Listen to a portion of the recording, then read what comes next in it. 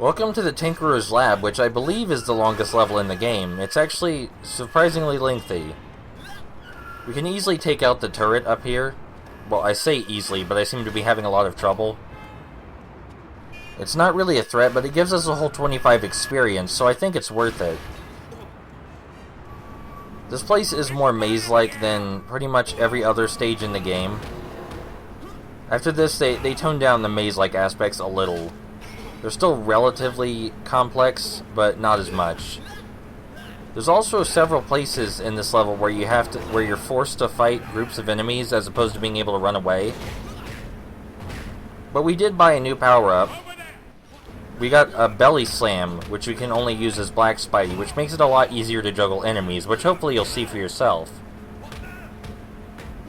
There's also a lot of breakable crates in this stage, which means there's upwards of 30 power-ups you can get before you leave.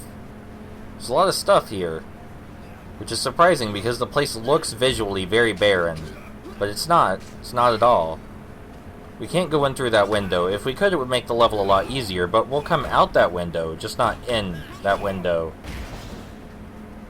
I'm not sure how big your average warehouse is or how tall it is, but this seems like a pretty impressive warehouse to me. I'm not sure what you would need to store in here. Aside from the Tinkerer's equipment, I mean, but I imagine the warehouse was not built for his equipment.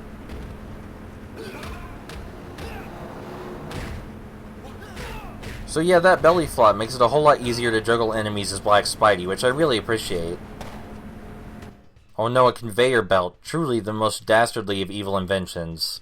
He does look a little bit like a hamster, though. I'm gonna have to agree with Black Spidey on this one.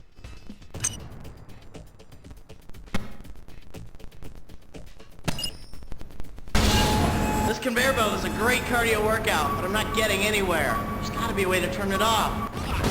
If the ceiling next to the conveyor belt weren't low, then we could just use our Black Spidey's dash to run through it, but apparently the Tinkerer thought of everything. A large portion of the navigation in this level is spent going upwards, like almost straight upwards. It's very odd. There's also a lot of this single type of enemy in this level, and I imagine this is the point at which, if you were a normal person, it might get a bit repetitious. But the combat is satisfying enough for me that it doesn't get old, and the dialogue is the real star here. There are a lot of vents, and there are several points where the stage loops in on itself, so it can be easy to get lost, but if you just follow the general direction your Spidey sense points, you'll be fine. For some reason, this level appears to have absolutely no music, which is very strange. It has very loud machine noises, though. I guess that's ambient music in a way. No one can ever seem to agree what Spider-Man's Spidey sense actually does. Sometimes it just tells him when there's immediate danger coming, like I believe in Spectacular Spider-Man. Sometimes it lets him see anything even potentially dangerous, like in Edge of Time. Also in the other Web of Shadows, too. And this one, it just tells him where there are people in need. That's all it does. My empathy sense is tingling. It is always neat to see Spider Sense implemented as a game mechanic. I mean, I guess some people might get upset about the lack of consistency. But the comic book writers can't really agree on what Spider Sense does either, so... It also seems to function in this game as the traditional... Oh, hey. Here's one of the many NPCs we'll be talking to during this level. Like I said, this level has an abnormal amount of NPCs. Before we can actually talk to this guy, though, we need to fight a whole ton of goons, which for some reason are viciously protecting this man. It doesn't seem like he's doing anything that important. I mean, the conveyor belt's running just fine without his input, it looks like. Man, we sure are getting asked for a lot of favors lately. I wonder what the chances are that the favors will decrease as the game goes on. The answer is that they get more frequent. We have to do more favors as the game goes on. I mean, indentured servitude sucks. Are you sure you don't want me to get you out of here instead of find your radio? Like, I could help you out of the building if you give me the key. I guess the radio's more important to you than your freedom? Okay. The radio is at the very, very, very top of the warehouse for some reason. You may think that the Tinkerer should be an organized individual, but that doesn't appear to be the case, judging from the way this warehouse is laid out. I'm sure his sorting system makes sense to him. Like, oh yeah, all the radios go on the very top floor and to the right. There are almost always multiple pathways to get to a single destination. I'm going to be choosing the most direct path, pretty much all of the time. There are a lot of moments in this level where you're forced to fight groups of enemies. You can't really run past them, and it extends the level a lot. So we're not going to drag it out any longer than it already is.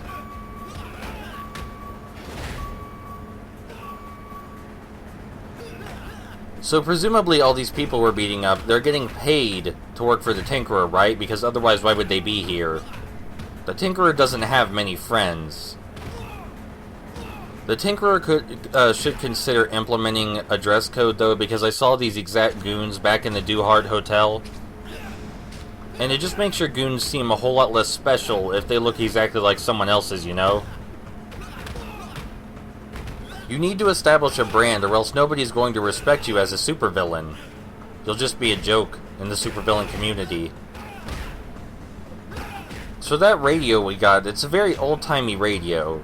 Maybe it has some sentimental value to the guy, but I think maybe you would just want to get a new one when your radio is that old. I'm not sure anybody in the future is even going to be able to recognize that as a radio. It will probably look like some sort of made-up future device. Right now we're just dicking around looking for a way to shut off the conveyor belt. The guy said he would give us a key, and there's literally only one locked room in this entire place. Only one traditionally locked room, I mean. There are weird mechanical doors that open through computers and shit. But only one room actually requires a key. So, yeah, it's where the conveyor belt controls are. Of course it is. Oh god.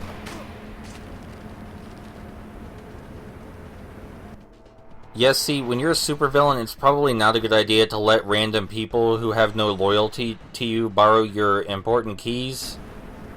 That seems like a really easy way to get screwed over. Just keep that in mind for the next time, alright? By next time, I mean for the next video game. You had a good gig going there when you were the main antagonist of Ultimate Alliance 2. I don't think anybody saw that coming.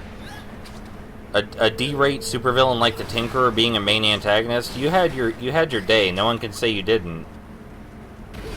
But I mean, what are the chances of getting new work when this is what you're doing in your spare time here? I know you're just killing time in between jobs, right? The Amazing Allies job seemed like it would be easy enough. Just kind of phone it in. But people are watching, man. I'm watching. Nobody's gonna want to hire you after this. That should take care of the conveyor belt. Alright, the level's about half over. We took like a whole 5 minutes to get rid of a conveyor belt. Truly the most dastardly of villains so far. Almost as menacing as that forklift boss fight in Spider-Man vs. the Kingpin on the Genesis. And Sega CD. And Master System. I think that's it. I think the Tinkerer was also in the Nintendo DS version of Spider-Man Shattered Dimensions, the Metroidvania one. I dug that one. The combat in that was pretty fun. It actually reminds me a lot of the combat in this game, honestly. I keep forgetting that Web of Shadows got its own DS game too. I have no idea what that one is like. I'm going to say it's probably a Metroidvania like the others. You might remember these satellite bots from that AIM base. Maybe AIM made these robots for the Tinkerer, or Tinkerer made the robots for AIM. You may think I'm overthinking it, and they're just a reused enemy model. But everything we've been doing so far does tie together, even the seemingly random antagonists. Except for Electro. Electro was just there. Electro has no purpose. I'm sorry, I called him Electro. Shocker, not Electro. They are very different people. I'm so sorry for confusing. Oh, hey. This is one of my favorite conversations in the whole game. So this person has a sob story to tell us about how they're only in a life of crime because they can't afford shit. And it actually really drives in how hopeless this situation is for them. The only options you have are red, which is some generic, encouraging comments, and black, which is, hey, let's fight already, come on, punch me. And both of them lead you to fighting this person, because there's nothing you can say to help this person's life. And that's really depressing, but I'm glad that's in here, because, I've actually talked to people who have nowhere to go in life, and I certainly hope they don't turn to a life of crime and start working for supervillains. But there's nothing I can do to fix their lives either.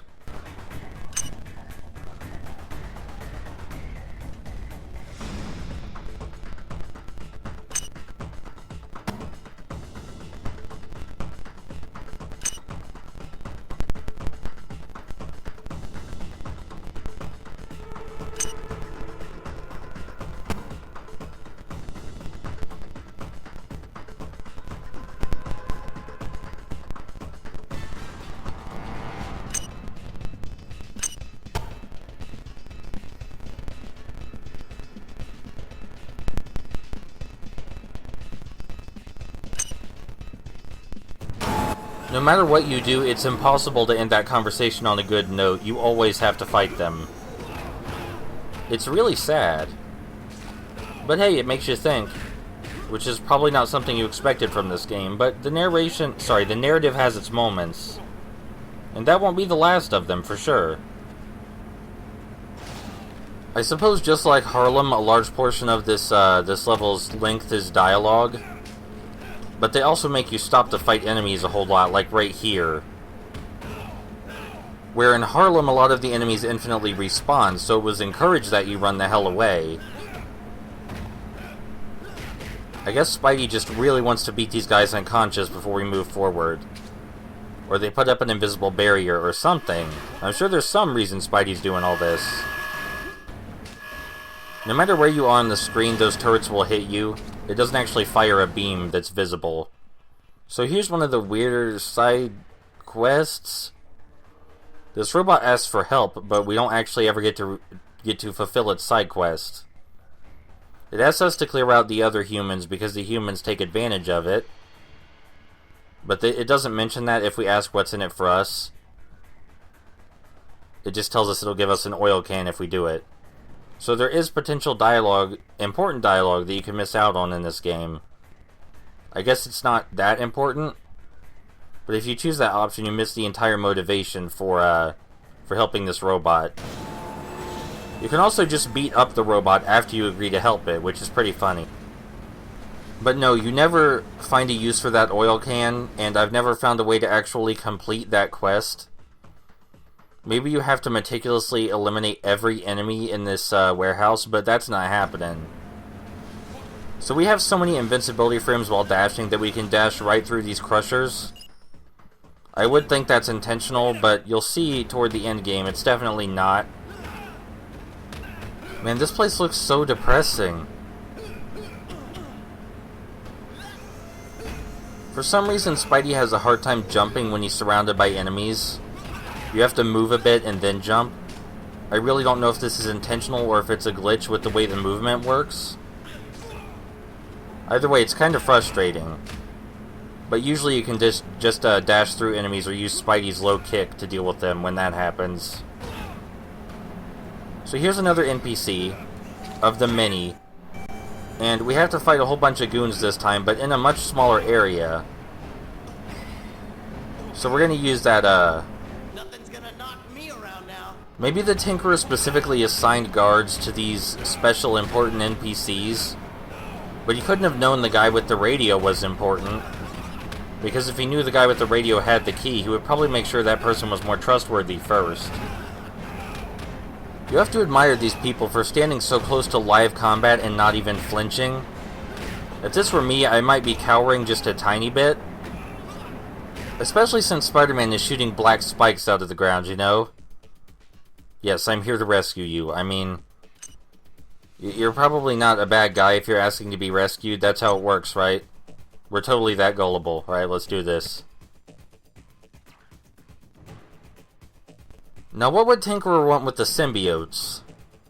We saw symbiote stuff back in Spencer Smythe's lab in AIM, too. Something weird's going on here. Why would all of these people be taking advantage of the symbiotes at the same time? Except for Shocker. Shocker's just stupid. Tried various forms of containment, chemical, electromagnetic. Have you tried sound? Have you tried sound yet? Try sound. As tempted as I am to ask about how he uses the bathroom, I think I'm going to try and be serious here and let's go take care of this before things get even worse.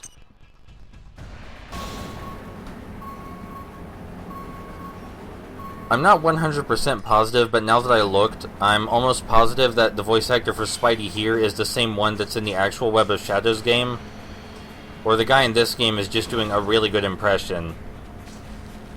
Again, all we need to do is use our black suit and charge through. The way forward is further down, but he won't open the door until we get rid of this symbiote nonsense. We can't leave behind those power-ups up here, though. If it is the same voice actor from the actual Web of Shadows, I believe his name is Mike Vaughn. He apparently hasn't done that much voice work, at least not that much voice work where he was the main character. His voice acting for Spidey is honestly pretty good, but he has trouble with a lot of the more somber emotions, a lot of the more downtrodden ones. Sometimes he delivers excellent lines in that vein. Sometimes it just doesn't click. Christopher Daniel Barnes, really good at being a serious Spider-Man. Very good at anger. Very good at anger. I still think the best Spider-Man voice actor so far is Drake Bell, as much as people hate Ultimate Spider-Man. Christopher Daniel Barnes is definitely the best voice actor all around as far as emotional range is concerned, but his voice just doesn't fit with Spidey's more lighthearted side. You know, Spidey, you say things like, get to a safe place, but where is he gonna go? The entire city is covered in symbiotes. I don't think you thought this through. I don't mind Tobey's Spider-Man either, I think, but he seems to need a really good director constantly in order to hit the right pitch. Sam Riegel, the guy who voices Spidey in Amazing Spider-Man and Amazing Spider-Man 2, the video games, of course, he does a really good job. I always wonder, with minor celebrities like Sam Riegel, do people ever stop him on the street and ask him questions? So Sam, how did you enjoy your role in that Fresh Beat Band spinoff? You might notice that when a bullet hits Spidey in the air, he just flops to the ground like he's dead. Getting hit in the air by a bullet or a symbiote just knocks you over. You can't control where you land either. This is the last room before we head to fight the Tinkerer himself. Well, almost. But we're getting there. I did some experimenting with Black Spidey's webbing, and it turns out that Black Spidey's webbing is equal to one punch from Spidey. So I guess it's not entirely useless. You can't rapidly fire it, though. That would make it a lot more interesting. I suppose it would also break the game balance. Now, there's a boss fight in here. It's in your best interest to stay toward the top of the screen, because there's a power-up up there. I went a little too far toward the top and got stuck. Our destination is one floor down. There we go. Where did that laser come from? I've got a present for you. Oh, goody! Is this some kind of machine that'll try to kill me?